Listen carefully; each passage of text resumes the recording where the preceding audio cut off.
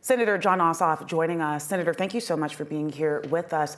I want to ask you about this upcoming primary that we have in May going into the November election. You have three notable Republican candidates who are hoping to unseat you in November. They have been critical of your time in office. What is your message to your opponents? And is there anything that you would like for them to put on the record when it comes to them proving that they have a priority to the American people and not to President Donald Trump?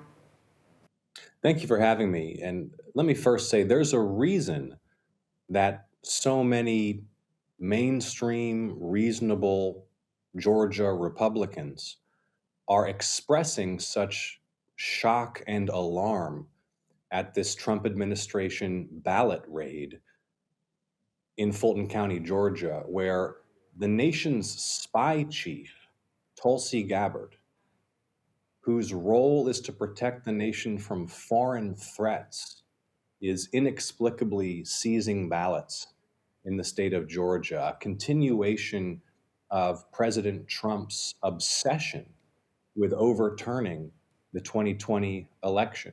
This is the same president who tried to intimidate Georgia election officials to, quote, find him the votes to win in a state he had lost. And these conspiracy theories now being pursued by federal law enforcement that the president is abusing as a political tool. It's deeply concerning, and that's why the concern and the shock and the outrage is not just Democrats, it's Republicans as well here in Georgia. And so I think that my opponents in this Senate race need to answer a very simple question. Do they accept that Joe Biden won the presidential election in 2020?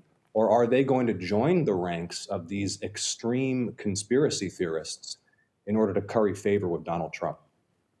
Senator Ossoff, I know that I heard back from at least one of your opponents, Buddy Carter, who says that, doubling down, that there was fraud in the 2020 election.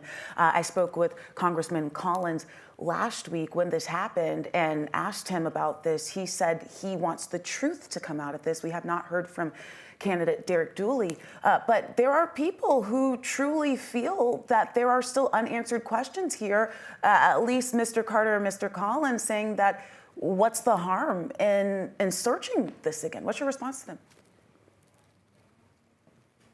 Well, 3 recounts and countless audits later, Donald Trump continues to peddle these conspiracy theories, the same theories that led to the January 6th riot at the Capitol when a violent mob was trying to hunt down the Speaker of the House and the Vice President to attack them, based in large part on Donald Trump's conspiracy theories about Georgia. He just can't let it go. He's obsessed, still 6 years later, with everything we face as a country, with health insurance premiums skyrocketing, tariffs driving costs through the roof. He is spending his time and using federal law enforcement to chase these conspiracy theories from the 2020 election. And it sounds like my opponents are unwilling to break with him and are choosing to pander to the president's obsessions rather than to tell the truth. Senator Ossoff, looking ahead to November, you will be running for the entire state of Georgia, not just Democrats. I want to read a statement that we got in from RNC spokeswoman Emma Hall, talking about kind of your ties with Alexandria Ocasio-Cortez, saying, quote, you can't accept campaign donations from a socialist and then sell yourself as a moderate to voters. Jon Ossoff isn't fooling anyone. He's with AOC and the far left, not Georgians. What's your response to that? You know, I expect all of the usual partisan attacks over the next 9 months. Here's what I'm hearing from my constituents. I'm hearing from a 60-year-old woman who waits tables in the middle of a cancer fight, who is losing her health insurance in the middle of chemotherapy because Donald Trump and Republicans in Congress refused to extend Affordable Care Act tax credits. I'm hearing from small businesses getting crushed by these tariffs. I'm hearing from folks in every part of our state dealing with higher and higher prices because of these chaotic trade wars. Georgia farmers are in distress because of these trade wars. But instead of solving those problems, what this president is doing is threatening to invade Greenland, sending federal agents and the national spy chief to raid ballots in Fulton County.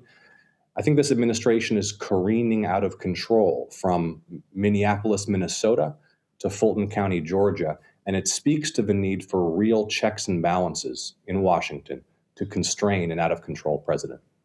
My last question for you, Mr. Ossoff, a question that I posed to Senator Warnock just yesterday on the issue of immigration.